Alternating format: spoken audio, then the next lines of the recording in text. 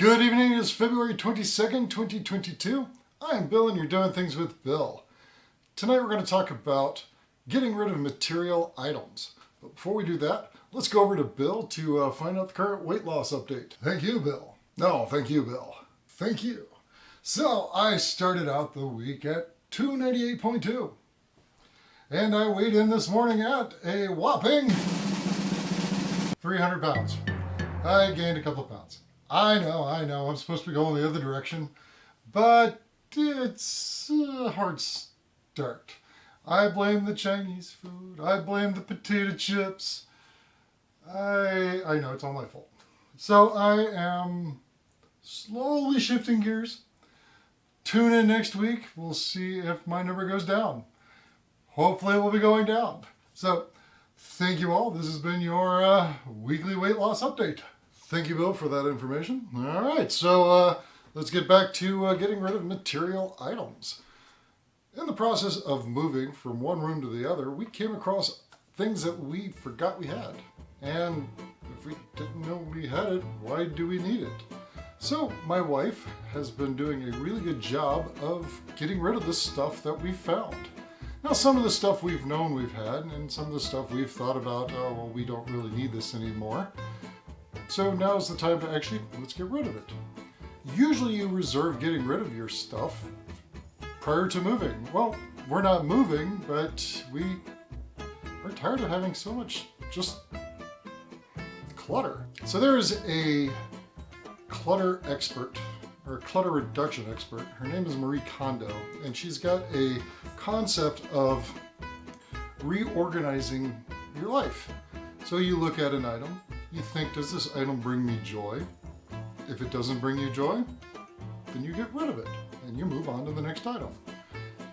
Well, we can't necessarily do that because there are some things that don't necessarily bring me joy, but they help bring me income, like my work laptop. I just can't get rid of my work laptop, but I use my work laptop to bring income, which I guess technically brings me joy, so it kind of works. Now, we have had other things where we've been going through clothing and you pick up a piece of clothing and you're like, man, I definitely don't fit in this. Well, it's time to get rid of it. Especially if you look at it and go, even if I could fit in this, I wouldn't wear it.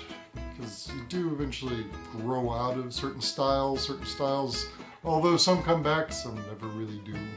So you get rid of it and let somebody else experience the joy of a smaller size. Now, as previously mentioned, I am working on losing weight, but I do have some shirts that I'm going to be giving away because they have shrunk over time, and not outwards, but upwards. I'm a very tall individual, and when you buy a shirt that is just at that belt line, a few washes and shrinks later and it's above the belt line, I am not a mid-drift shirt kind of guy. Keeping in mind of things that bring you joy and bundling that with moving. When my wife and I had gotten married, we were moving her from her apartment in the Czech Republic over to her sister's apartment so that we could then package stuff up and fly home. One of my wife's treasured possessions are books. And books are heavy. And I have no problem with her having books. The books bring her joy, and I'm very happy to see her reading those books. But man, are they heavy. I remember traveling across, using train, so we're traveling across country on a train with multiple train changes. And I had 4 suitcases on top of our regular suitcases. And those 4 suitcases weighed probably about 80 pounds each. And were mostly books. And were heavy. I definitely threw my back out in the process. But it's worth it. We have them nicely displayed here in a bookcase. Fortunately, I think we may have a box or 2 still over at her sister's house, which at some point we will need to get and have mailed to us. But with moving those books on those trains, these platforms are usually about 4 feet down, so it wasn't just a matter of rolling them off the train, it was lifting them up and down the train and holding on to them and keeping your eyes on them, because these weren't Transport trains, these were day-to-day commuter trains. Wow. So, I was exhausted after moving those books across country. My back hurt, but I was, at that point, younger, fitter, and able to do stuff like that. I'm not there anymore. Trying to get younger, well, trying to get fitter. I can't really get younger. But books bring my wife joy. She's got lots of books now. Myself, I have mostly gotten my books in digital format. Makes it much easier to carry them on a tablet or on a computer than it does. I miss turning pages sometimes, but sometimes for a single read, it's no need to have a big heavy book.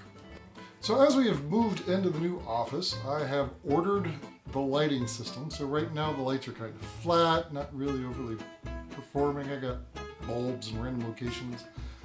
I'm waiting for the track light system to be delivered so I can change out the lights in the room to give it a little bit more of a studio feel, as well as lights where I need them, because some of the lights I'm having trouble reading things across the room. Partially because I'm also old and my eyesight's going, but I am working on illuminating the room a little better. As you can see, my background is a curtain. That's the current curtain that are on the windows. Those will be replaced with some sound dampening curtains once I get them ordered. And it's basically, I've got a lot of stuff to do. But I have stuff I need to get rid of too. My wife, as I've been stating, has done a fantastic job of getting rid of stuff. I, on the other hand, still have a closet full of stuff I need to go through. I've got a box of Legos, which is great. I just need to put them together. I have a box of old equipment, which I'm not going to use. I'm pretty sure nobody's ever going to use it. So I need to go through it, figure out what needs to be given away versus what needs to be just tossed. So as we've taken this adventure in getting rid of stuff that causes clutter, what have you gotten rid of that causes clutter that maybe you thought brought you joy, but you found out didn't bring you joy? Have you gone Marie Kondo yet? Now, we haven't gone full Marie Kondo, but it's still using some of her techniques and perspectives on things to help reduce, which has helped us reduce. Now, we've still got more stuff to go, and it's an adventure of getting rid of stuff and holding on to stuff and really figuring out what you really need to make you happy in life. But as we do this, you guys are coming along for the ride. So, have a wonderful evening. I am Bill, and you've been doing things with Bill.